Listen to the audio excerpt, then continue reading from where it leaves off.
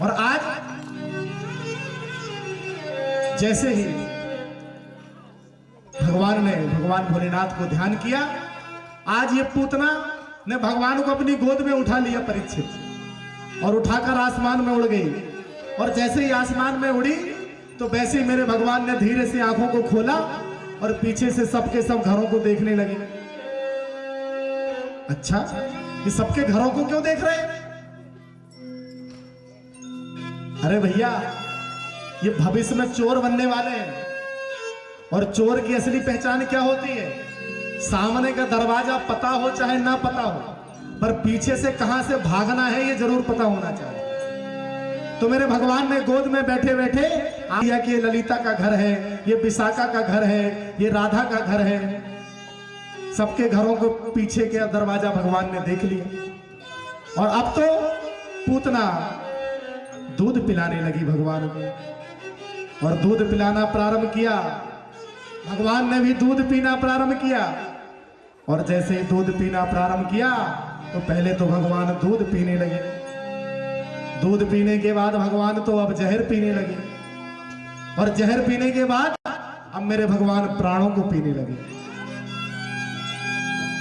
और जैसे ही प्राणों को पीने लगे, अब तो पूतना झटपटाने लगी, अरे कान्हा मुझे छोड़ दे, मुझे छोड़ दे, मुझे छोड़ दे।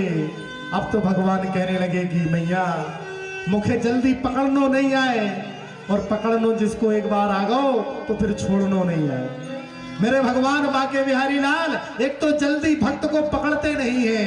भक्त पूजा करता, पाठ करता, भगवान के चरणों का ध्यान करता, इसके बाद भी भगवान जल्दी से पकड़ते नहीं है।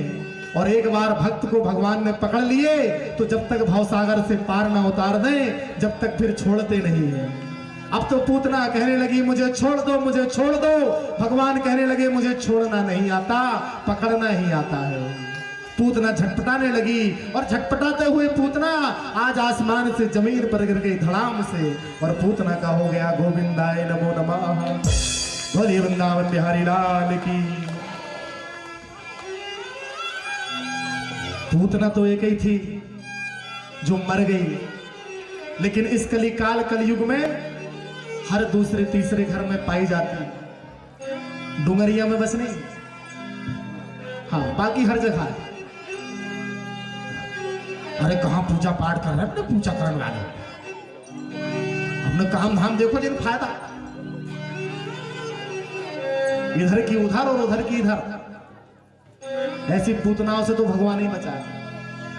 ये पूतना को तो भगवान ने मार दिया, पर ये वाली पूतना को कब मारेंगे पता नहीं। आज मेरे भगवान ब्रज में अलग अलग लीलाएं करने लगे। आज तो मेरे भगवान धीरे धीरे परीक्षित, जब मेरे भगवान बड़े होने लगे, घुटमन घुटमन मेरे भगवान चलने लगे।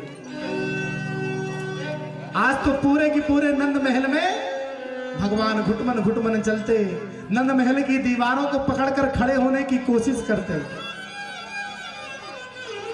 आज तो मेरे भगवान ने पहला शब्द बोला, मैया। ये पहला शब्द भगवान ने बोला। और कदाचित कोई भी बच्चा जब छोटा होता है और जब बोलना प्रारंभ करता है तो पहला शब्द मैया ही बोलता है। अब जैसे ही यशोदा मैया ने सुना मैया,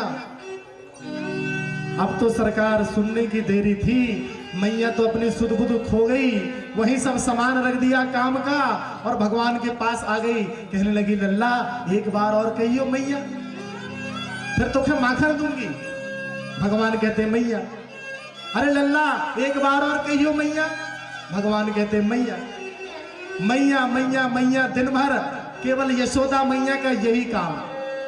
सबकी सब जितनी भी दास दासियां थी सबको बुलाया, देखो देखो देखो लल्ला ने अभी अभी मुखे मैया कहो।